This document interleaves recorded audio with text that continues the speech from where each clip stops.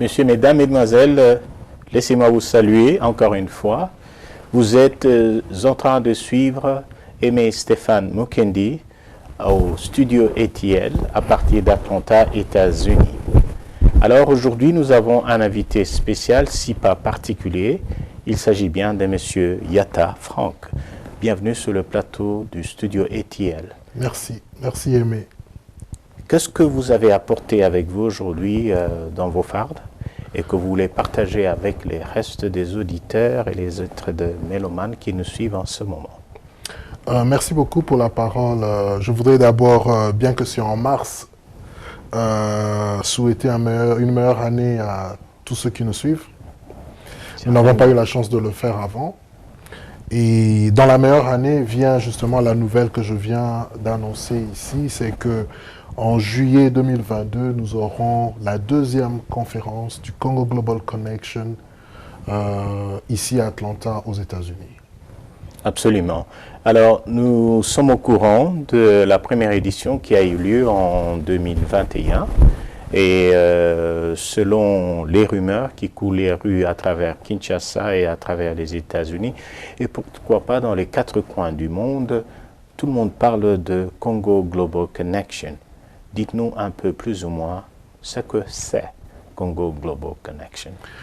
Merci, cher Aimé. Congo Global Connection est cette structure créée ici aux États-Unis, enregistrée légalement ici aux États-Unis, mais aussi enregistrée au Congo, en République démocratique du Congo. Cette entreprise a comme vision, comme but de mettre ensemble des investisseurs américains, des entrepreneurs américains, de les mettre ensemble avec des décideurs de la République démocratique du Congo, décideurs à tous les niveaux, que ce soit au niveau officiel du gouvernement public, mais aussi au niveau privé, pour les mettre ensemble et développer des partenariats publics-privés, business to business, pour développer tant soit peu la République démocratique du Congo.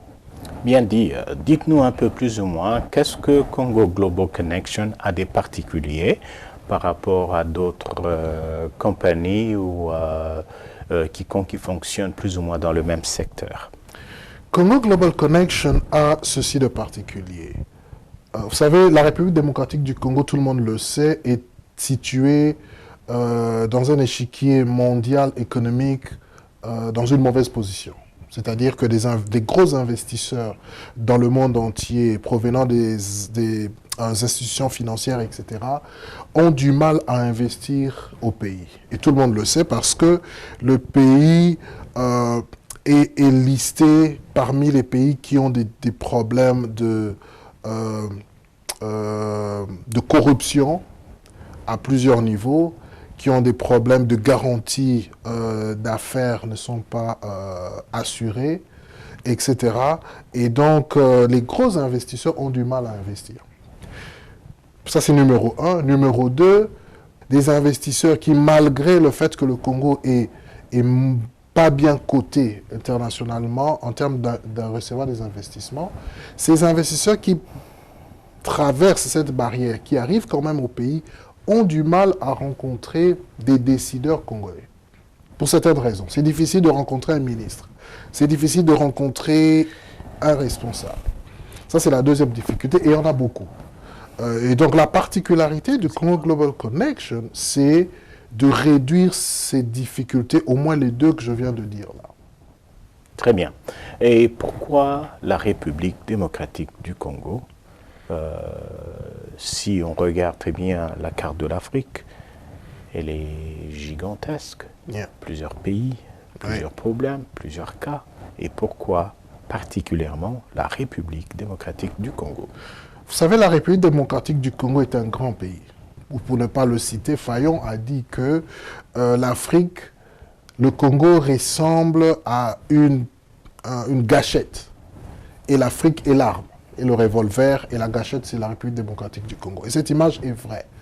La République démocratique du Congo peut booster toute l'Afrique, surtout l'Afrique subsaharienne. Ça, c'est la première raison pour laquelle nous voulons travailler au Congo. La deuxième raison, elle est simple, c'est que nous qui sommes initiateurs, organisateurs parmi tant d'autres, et vous-même d'ailleurs, Absolument. Et vous-même d'ailleurs, Aimé Mukendi, nous sommes d'origine congolaise. Et nous avons pensé que commencer là où nous venons, là d'où nous venons, est une bonne chose. Donc ça, c'est la deuxième raison. Et la troisième raison, elle est tout à fait stratégique. Si vous commencez au Congo, vous pouvez aller dans tous les pays, surtout les pays voisins. Très bien. Et dites-nous plus ou moins pourquoi maintenant? Pourquoi cette année? Pourquoi avoir commencé aussi l'année dernière? Nous voulons un peu plus ou moins savoir la raison dans le temps. Alors en affaires, en business, on dit que le meilleur moment de faire une affaire, c'est toujours maintenant. Donc il n'y a pas un meilleur moment que maintenant. Hier c'est passé, demain c'est à venir. Vous avez maintenant pour faire quelque chose. Donc ça c'est déjà la première réponse. Pourquoi maintenant? Parce que c'est le meilleur moment de le faire. La deuxième raison, c'est que le Congo a des difficultés énormes. Le Congo a des difficultés énormes et nous avons une certaine volonté politique en République démocratique du Congo maintenant, en tout cas une volonté manifestée, qui veut pousser les affaires. Je parle de la volonté politique, je ne parle pas de la réalisation, je ne parle pas de beaucoup de choses. Je ne suis pas politique, je fais très peu ou pas du tout de politique. Moi, je suis business, je suis économique. Je parle uniquement de la volonté politique manifestée en République démocratique du Congo, qu'il n'y avait peut-être pas avant, qui veut qu'aujourd'hui et maintenant soit le moment de le faire. Très bien.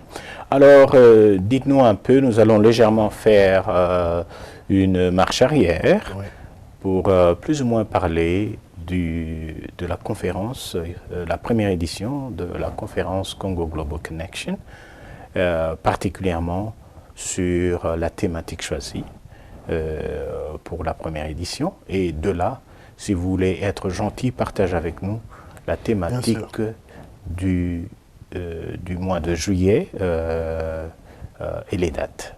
Très bien. Merci beaucoup. En 2021, octobre 2021, nous avons organisé cette première conférence, numéro 1, et nous avons abordé la thématique des 6 points de développement de la RDC dans un monde post-Covid. Et c'était très important parce que vous savez, la Covid a influencé le monde de manière intensive et on ne pouvait rien faire au-delà de la Covid. Et nous avons eu cette conférence où plusieurs décideurs de la RDC sont venus ici aux États-Unis sur notre invitation. Ils ne sont pas venus faire autre chose aux États-Unis que venir à notre invitation. Et nous avons travaillé avec l'ambassade des États-Unis au Congo et certains responsables qui ont fait que nous avons eu un grand nombre. L'ambassade nous a accordé un grand nombre de visas, je crois une quarantaine de visas nous ont été accordés pour l'organisation. C'est une très bonne chose, surtout pour une première fois que nous organisions cette conférence. Des décideurs donc du secteur officiel, c'est-à-dire des membres du gouvernement et leur cabinet, des décideurs du secteur public, c'est-à-dire des chefs d'entreprise publics, mandataires de l'État du Congo, des décideurs comme des chefs d'entreprise privés, des entreprises privées et certaines personnalités d'influence ont fait le déplacement de Kinshasa jusqu'à Atlanta. Nous avons aussi eu des entrepreneurs congolais ou américains vivant aux États-Unis qui ont aussi fait le déplacement des États des États-Unis où ils étaient pour venir en Géorgie. Nous avons eu des officiels américains, des représentants du gouverneur de l'État de Géorgie.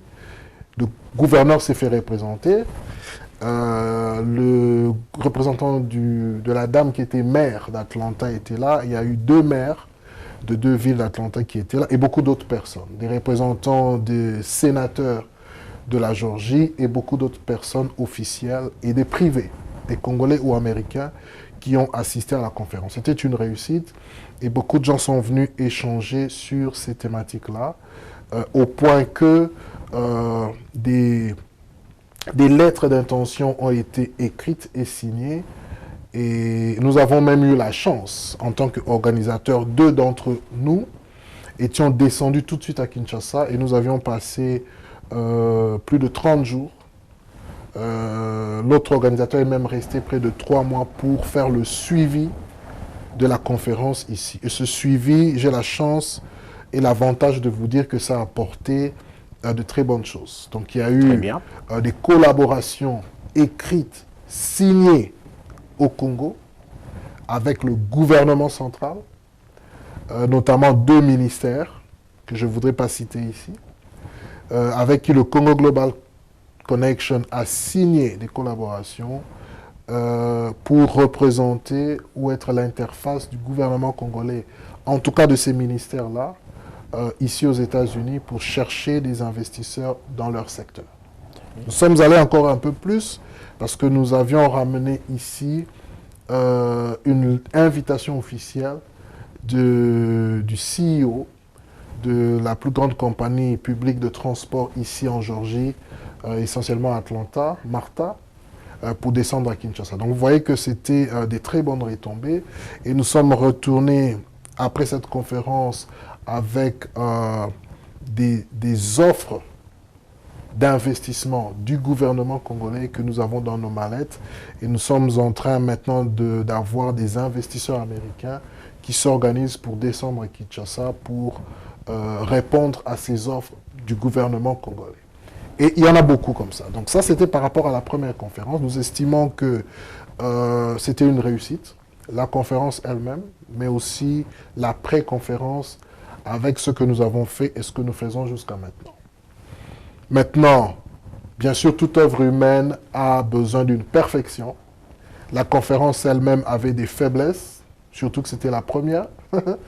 Mais voilà quoi, donc ça nous a donné l'opportunité de nous préparer, ce que nous sommes en train de faire maintenant, pour que la deuxième conférence soit à un niveau extrêmement élevé. Nous avons eu des partenaires aussi qui nous ont accompagnés pour cette première conférence, notamment Makutano. Et ici, j'aimerais saluer Nicole Soulou et d'autres membres de Makutano qui nous ont accompagnés et dans cet exercice. Ça, c'était la première conférence, très bien passée. Maintenant, nous nous préparons pour la deuxième conférence, juillet 2022. Très bien. Du 20 au 23 juillet 2022. OK. Alors, ayant plus ou moins étalé les détails de la conférence précédente, voilà que nous nous retrouvons à une autre, donc la deuxième édition de la conférence organisée et qui sera hostée, pour dire, qui sera chapeautée et mise en œuvre par Congo Global Connection. Et dites-nous plus ou moins la thématique de la deuxième édition qui, selon vous, aura lieu au mois de juillet à partir du 20 jusqu'au 23. Quelle est la thématique de cette deuxième édition? Merci beaucoup. Alors la thématique est une question dynamique. Je dis ça parce que je viens de vous dire que nous sommes rentrés de Kinshasa et nous avons rencontré beaucoup d'officiels et nous avons aussi eu la faveur de participer à plusieurs conférences pendant cette période-là. Et nous avons donc noté clairement la volonté, encore une fois manifestée du pouvoir en place, d'aller vers certains secteurs. Et comme je disais, la thématique est dynamique. C'est cette volonté-là d'aller dans ces secteurs-là qui a, dans une certaine mesure, nous a permis de caler ou placer notre thématique pour cette année. Parce que bien sûr, comme vous savez, il faut trouver des investisseurs qui investissent selon les besoins du Congo. Ça ne sert à rien de trouver des gens qui vont investir dans ce qui n'est peut-être pas le premier besoin du Congo aujourd'hui. Donc, pour répondre à la question, la thématique cette année va être basée sur 3 éléments. Très bien. Donc nous parlons de l'énergie, l'agriculture et l'infrastructure comme trépied ou pilier ou colonne du développement congolais via des small investments, c'est-à-dire des petits investissements. Donc ça va être ça la thématique, l'énergie, l'agriculture et l'infrastructure comme pilier de développement pour la RDC. Et si vous permettez, j'aimerais insister sur ce que nous appelons des petits investissements. Nous l'avons dit plusieurs fois à la campagne passée, je crois que c'est très important que j'en parle encore maintenant. Notre stratégie est différente. C'est une approche que beaucoup de gens ne font pas. Et nous pensons que c'est très important d'insister sur ça. J'ai dit au début que les gros investissements sont difficiles à avoir. Je parle des milliards de dollars, etc. C'est difficile à avoir pour la RDC parce que, j'ai dit, le pays est situé dans une position où des gros investisseurs ont du mal à investir ou à mettre leur argent dedans. Et donc, notre approche se focalise sur les petits investissements. Nous les appelons petits parce que le plafond pour nous, c'est autour de 50 millions. Nous pensons que des projets inférieurs à 50 millions sont facilement réalisables parce que 50 millions de dollars, c'est facilement obtenable. Oui, absolument. Tout à fait. Et vous pouvez ne pas passer par les institutions financières pour avoir 50 millions de dollars. 2-3 personnes peuvent mettre 50 millions de dollars, n'est-ce pas? 10 millions, 20 millions, 5 millions, quelques personnes, congolais ou pas, sans passer par des institutions financières, peuvent mettre cet argent ensemble et réaliser quelque chose. Donc, c'est un peu ça notre approche. C'est pour dire qu'il y a des individus au Congo rechassés d'avoir des liquidités de 50 millions de dollars à 2 ou à 3, sans passer par les institutions financières. Oh, bien sûr, vous savez, Aimé, l'argent n'est pas uniquement le nombre de chiffres ou le nombre qui est visible sur votre compte en banque. L'argent, c'est un peu au-delà de ça. L'argent, c'est les connections que nous créons. L'argent, c'est les relations. L'argent, c'est en réalité la capacité de mobiliser de l'argent, en fait. Okay. Ça, c'est première chose. Et au Congo, dans leur banque, je suis convaincu qu'il y en a. Très bien. Ils ne sont peut-être pas en grand nombre, mais je suis convaincu qu'il y en a. J'aimerais ajouter, avant de vous retourner la parole, c'est que si au Congo, ces gens-là sont en petit nombre, les Congolais de l'étranger, qui vivent à l'extérieur du pays, eh bien, il y en a beaucoup qui peuvent avoir cet argent. La diaspora congolaise. La diaspora congolaise peut avoir ça facilement. Plus ou moins. Et dont, évidemment, vous et moi faisons partie. Exactement. Donc, nous sommes dans ces diasporas, à la quête des solutions par rapport aux besoins qui s'imposent à travers l'Afrique, dans ce cas particulier en République démocratique du Congo. Nous voulons donc, chers téléspectateurs, partout où vous êtes, vous remercier pour avoir partagé encore une fois un moment au studio ETL avec nous.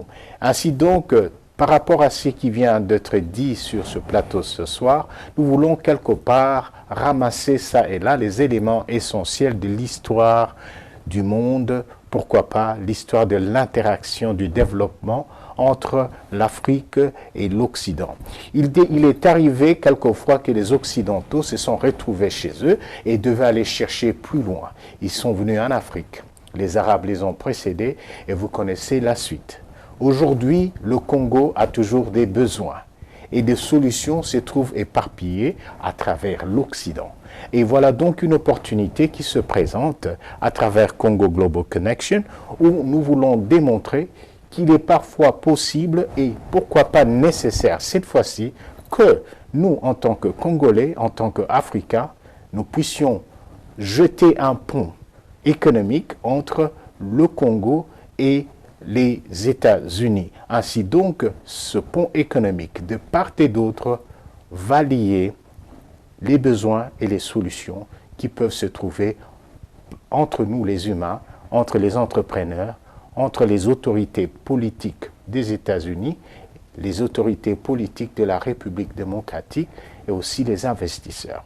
Ceci dit, nous vous attendons très bientôt ici en République démocratique du Congo et M. Franck Yatta, vous pouvez plus ou moins nous dire où ou par quels moyens la plupart des personnes qui seraient intéressées à la conférence, la deuxième édition de la conférence de Congo Global Connection, qui vient ce mois de juillet, par quels moyens peuvent ces personnes vous joindre? Merci beaucoup. Il y a un site web officiel, congoglobalconnection.com ou bien Congo Global Connection Et là, vous avez toutes les informations pour la conférence passée, mais aussi la conférence à venir. Il y a aussi un numéro de téléphone américain que vous trouvez dans le site web et toute l'équipe qui aide pour cette organisation à venir. Ce que j'aimerais peut-être dire, c'est voici, la conférence est annoncée, c'est le moment de réserver vos places, c'est le moment d'entrer en contact avec nous pour préparer ça ensemble. Si vous êtes investisseur, vous êtes entrepreneur, que vous soyez au Congo ou ici aux États-Unis, vous voulez échanger votre expérience, partager votre expérience, partager vos projets, trouver des investissements, voilà le moment de nous contacter maintenant. Très bien dit, c'était le dernier mot de la part de M. Franck Yatta. CongoGlobalConnection.com aujourd'hui a été plus ou moins le visiteur représenté par M. Franck Yatta. Merci encore une fois. Nous espérons vous voir très bientôt sur les plateaux de Studio ETL à partir d'Atlanta, États-Unis. Votre présentateur est très ravi de vous avoir. Aimé Stéphane Mukendi en direct d'Atlanta, États-Unis. Merci.